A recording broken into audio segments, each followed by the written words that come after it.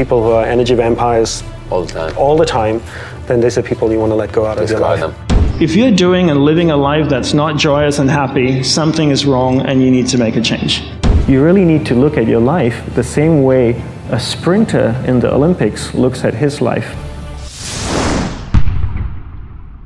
Need motivation? Watch the top 10 with #BelieveNation. What's up, Believe Nation? It's Evan. I believe in you, and this channel is designed to be a part of your daily success routine. So let's get your motivation to a 10 and get you believing in you. Grab a snack and chew on today's lessons from a man who went from moving from Australia to Hawaii in order to become a Hindu monk, staying there for 10 years, and then moving to New York City after his vows expired so that he could share his wisdom with the world. He's Dandapani, and here's my take on his Top 10 Rules of Success, Volume 2.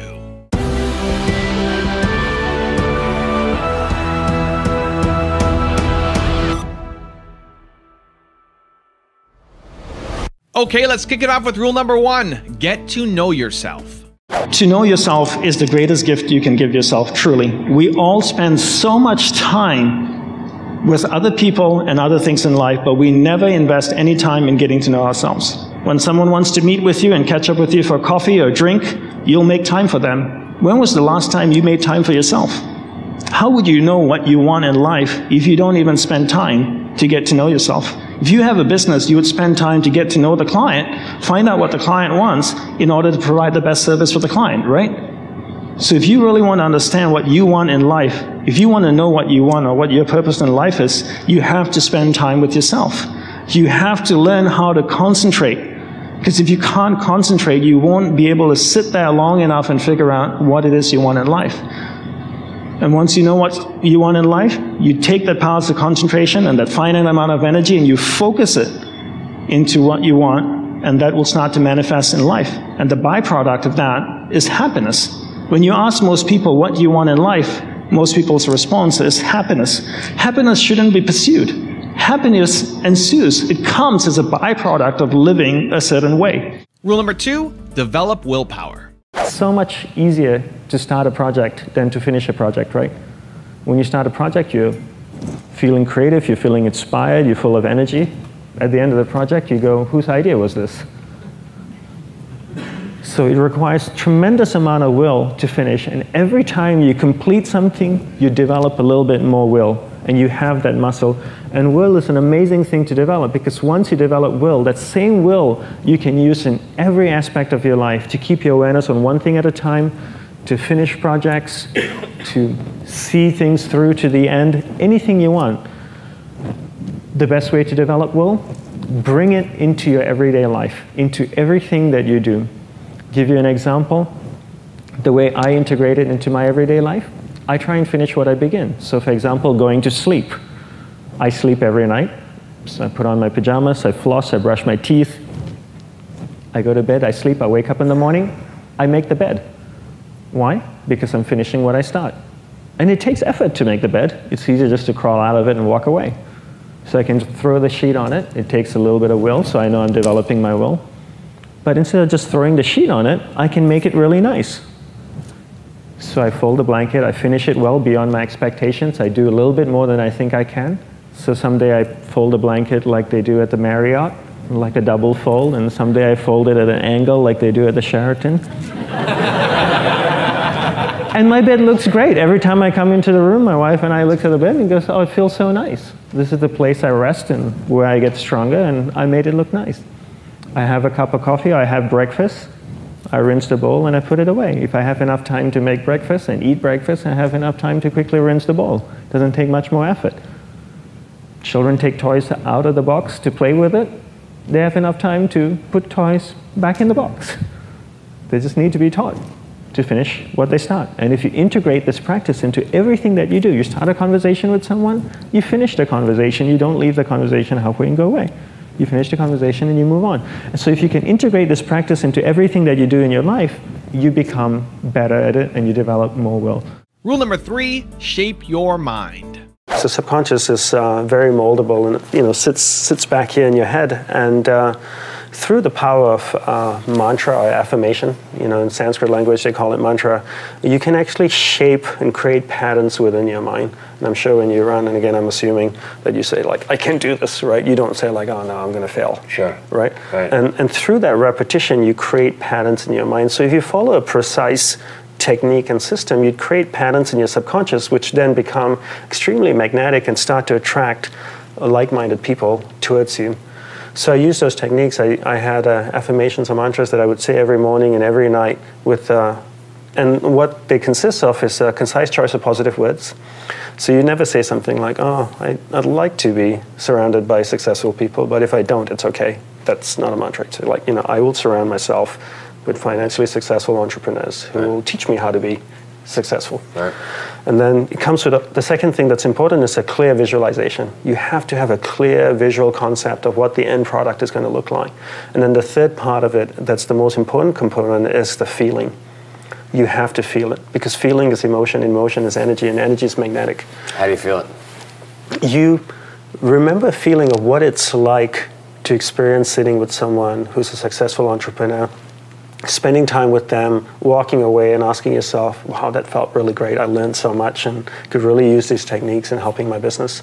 Like, for example, if you win a race, you can remember the feeling of what it's like, right? Mm-hmm. So if you're doing an affirmation for your next race, you say, I will win this race, or I can win this race. And you start to visualize that feeling you had when you won the last race. Exactly. You visualize yourself going through the little ribbon. Okay, I don't know how your races are, right? You're walking through the ribbon. Barbed wire in our case, but barbed wire, exactly. Laser fence, right? Going through that, and then the feeling. What the feeling like was. The feeling is like to win that. So you hold all three in your mind at the same time and you repeat it.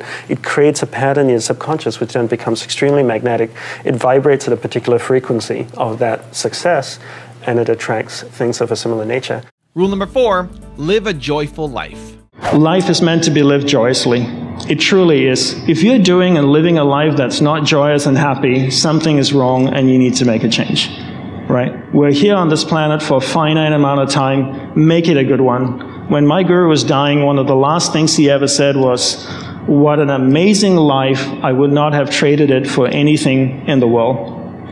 And I said to myself, what beautiful words to hear from a dying man. I would love to be able to say in my last breath, look back on my life and go, what an amazing life it was. And that was just, I couldn't do it again, even if I tried. That was just fantastic. In order to do that, we really need to know what we want. But we begin by understanding our mind and learning how to manage our energy and wisely invest our energy. Rule number 5, concentrate. I define concentration as the ability to keep that awareness on one thing for a prolonged period of time. So if I can keep my awareness on Eric and not drift away and think about the wedding, or drift away and think about the vacation, or what I'm going to do later, then I'm concentrating on Eric. Every time it drifts away, I bring it back. And the more I practice this, the more I practice concentration. So concentration is the ability to keep your awareness on one thing for a prolonged period of time. And that's a very simple definition of concentration. How do you get better at concentration? You practice this. You practice this 24 hours a day, 7 days a week. And it's the only way to get good at it. And what's the best way to practice it? The best way to practice it is to integrate it into everything that you do in your life. Not to meditate 10 minutes in the morning. It doesn't work. You really need to look at your life the same way a sprinter in the Olympics looks at his life. You've all heard of Usain Bolt, the man that won the gold medal twice, 2 Olympics in a row, broke the world record. I don't know anything about him, to be honest. But if I was looked at him, I would assume he goes to the gym, right? If you look at him, he's pretty ripped. He obviously sprints, he practices running, probably does a lot of long distance, he probably does a lot of stretching as well, I'm sure he gets massages. He looks like he eats the right kind of food, drinks the right amount of water, takes vitamins.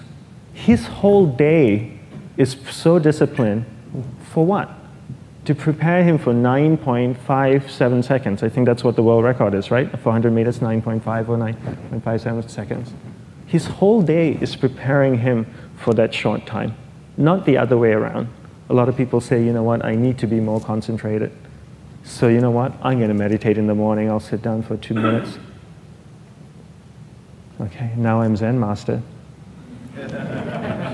And the remaining 23 hours and 58 minutes, they just go about being ordinary and crazy. How does that work? How would you change? It's not balanced at all. So if for 23 hours and 58 minutes you were not being concentrated, you allowed your awareness to jump from one thing in your mind to another thing, to another thing, to another thing, to another thing, in an uncontrolled way, what would you be good at? The best way to do it is pick a few opportunities in your everyday life. For example, we all speak with people. When I speak with somebody, I give them my undivided attention. I keep my awareness on them, and the conversation is really brief. Why? Because we're concentrated. We're not being distracted. A 10-minute conversation normally just takes 3 minutes because you're just so focused. And out of a prolonged concentration comes the wonderful power of observation. You just become more observant, and when you become more observant, you see solutions quicker and you solve things quicker. And it's a wonderful, powerful feeling when somebody is concentrated on you and not being distracted. Rule number 6, manage the energy in your life. I would say learning how to manage your energy is really, really important in life. And one of the most important ways to do it is to really look at the people around you. And you can simplify, and this is a very simplified view, obviously we're doing it very quickly. Who are people that are uplifting in your life and who are people that drain you? And the people that drain you, I call them energy vampires. And sometimes these people are colleagues, friends, associates, and sometimes they're families and relatives as well. If you find that these energy vampires are inherently energy vampires, it's not because they're going through a hard time in life and might be going through a troubled period for a couple of years. Those are the people that you want to have more tolerance with. But people who are energy vampires all the time, then these are people you want to let go out of your life. Them. Yes, and you want to have the courage to do that. And most people can do that with friends or associates or clients, but when it comes to relatives and family, it's much harder. And I think if you value your life enough, then you'll do it. You'll do it. Rule number 7, be aware of your mortality. I would say that most people don't really want to face the fact that eventually one day we will all die. Yeah. You know, people live their lives like they're going to live forever. Yeah. Because they're afraid to think of death. Death is not something pleasant. You don't think that your spouse will ever die, your child will ever die, you will ever die. But the fact is that we all die. Yeah. We've been evolving, for a few million years, I think, as a species. Yeah. And what's the oldest person you've ever heard? 110, 120 years old, maybe. Yeah. But that's about it. You never hear of a 500-year-old man or a 1,000-year-old woman. So, but once you realize that your time on Earth is finite, you start to become more focused. Yeah. But if you think that you had all the time in the world, then what's the reason to be focused? Rule number 8, live a balanced life. I like to define life, a balanced life, as consciously, proportionately directing energy to the things and people that truly matter in your life. Balance, I don't look at balance as being 50-50, like a scale being balanced. It's not how I view balance. Balance is proportionately directing my energy to the things and people that truly matter in my life. And when I'm able to proportionally direct my energy, I know my life is in balance. But if my energy is not proportionally directed to the things and people that matter in my life, then my life is out of balance. Rule number 9, control your awareness. And people do this all day long, just jumping from one thing to another to another. And basically what happens is they become a slave to their technology. They allow technology to control where their awareness goes in their mind. So every time your smartphone or your laptop beeps or sends you a notification, you allow your awareness to get dragged to that particular area that it's calling you to. So it can go to Twitter, it can go to Facebook, it can go to email notifications, wherever it wants to go. And if you allow this to happen all day, what are you practicing? You're practicing getting distracted. As we control where awareness goes, we're controlling where energy is flowing. And if we're controlling where energy is flowing, we're controlling what's manifesting in our life. And this is a great secret to learn. This is something that I've learned in the monastery. My guru shared with me that's really changed my life. Because I've realized that all I need to do is control where my awareness goes. And if I can control where my awareness goes, I can control where my energy is flowing. And if I can control where my energy is flowing, I can control control what is manifesting in my life. And therefore, I can even choose to create positive things in my life or negative things in my life. And rule number 10, the last one before a very special bonus clip, is start with just one thing. Take all the tools that I've shared with you, apply it one at a time in your life. Take one thing from this talk that really resonated with you and start applying it. If it's concentration, if it's giving someone your undivided attention, then start with that first. The problem with us as humans is that we try to do too much at one time, we get discouraged, and then we stop doing that. There's an old monk saying, a temple made of bricks is built one brick at a time. Now I've got a really special bonus Dandapani clip on how to lead by example that I think you're going to really enjoy. But before that, it's time for the 3-point landing questions. Time to move from just watching another video to actually taking action in your life or your business. And if you're feeling bold, answer these questions in the comments below. Here we go. Question number 1. What's the one thing that you just need to start? Number 2, how can you do something today on that one thing? And number 3, how will you celebrate after you take that action today? I graduated from university with a degree in electrical engineering and decided to leave that, and I went to Kauai, Hawaii, where there was a traditional Hindu monastery, and I lived as a celibate Hindu monk for 10 years. 4 years ago, my vows expired, and instead of going back to Australia, I decided to come to the mainland US and looked for a place to stay, and finally got to New York City, and I thought this is a perfect place for an ex-monk. No other better place for an ex-monk than New York City. And one of the reasons I really chose New York City was because I felt that here I've learned all these wonderful spiritual tools and techniques to live my life. So I should be able to live in a very energetic, dynamic city and be able to practice it there. And I feel like if I can practice and live it in a place like New York City, then I feel entitled to travel and share it with others. But you know, if I lived on a little mountaintop in New Mexico in a little cabin and said, you know, here, practice this meditation, then people will go like, well, it's easy for you, you know, you live in a beautiful cabin in a forest somewhere.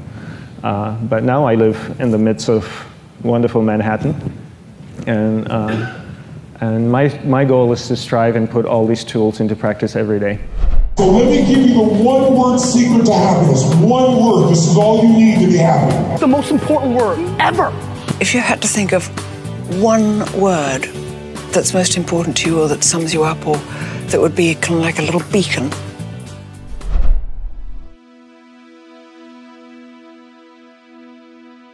If you want another amazing video highlighting excellence in the Indian community, check it out right there next to me. I think you'll enjoy it. Continue to believe, and I'll see you there.